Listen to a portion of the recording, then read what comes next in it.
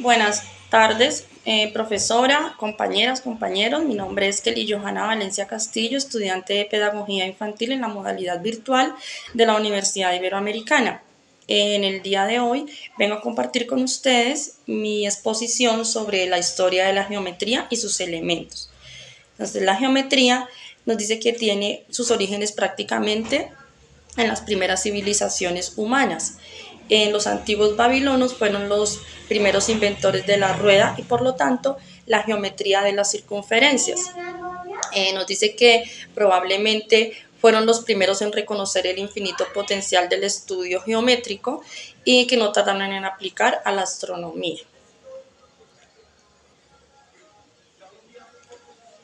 Nos habla que numerosos historiadores griegos como Heródoto, Dioro y Estrabón en los años 484 a.C., nos dice que ellos reconocieron la importancia del legado geométrico y egipcio y eran considerados los creadores de la disciplina. Otro aporte importantísimo para la geometría fue el del matemático y geómetra Euclides en el año 325 a.C. Nos dice que él es reconocido como el padre de las matemáticas y fue quien propuso el primer sistema geométrico de comprobación de resultados. Nos habla que a través de su celebrada obra Los Elementos, que fue compuesta cerca del año 300 a.C.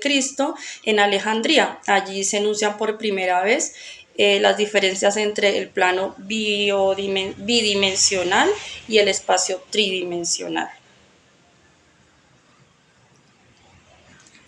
Nos dice que el libro de los elementos recoge 5 postulados, los cuales dieron tema de conversación a los sabios matemáticos durante muchos siglos, ya que estos axiomas que indican las figuras geométricas que manejaba Euclides podrían construirse con solo regla y compás y no había necesidad de utilizar herramientas más complejas.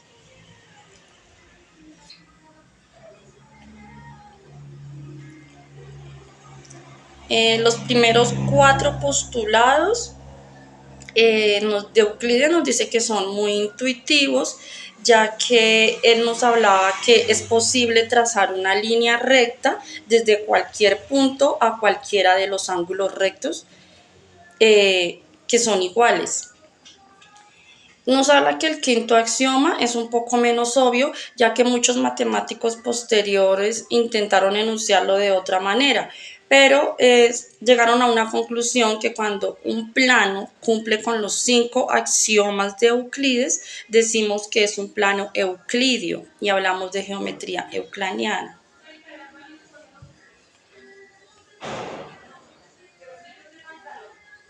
Euclides decía que si una recta incide sobre otras dos formando lados ángulos internos menores que 2 rectas, al prolongarlas indefinidamente, se encontraría por el lado en que los ángulos sean menores que 2 rectos.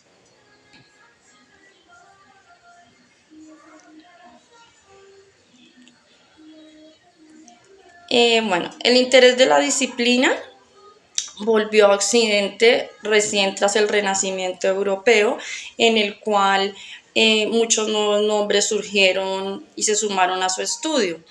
Dentro de esos grandes nombres estuvo el del filósofo francés René Descartes, que fue portador de un nuevo método de investigación geométrica y evolucionó y modernizó este campo del saber.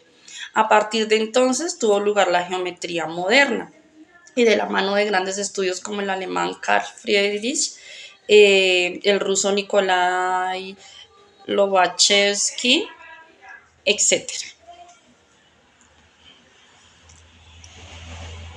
Ellos ya entraron a hablar de otros tipos de geometría, ya que la geometría posee numerosas ramas diferentes y su clasificación generalmente responde a la relación que establece con los 5 postulados básicos, en el cual solo 4 han sido ampliamente demostrados desde la antigüedad, que son los siguientes.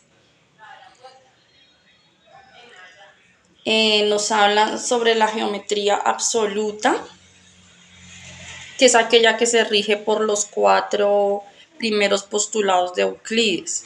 Nos habla también de una geometría euclídea, que, que es aquella que acepta también como axioma el quinto postulado. Entonces, dando origen a que la geometría del plano bidimensional y la geometría del plano del espacio tridimensional, según la clasificación de los antiguos griegos.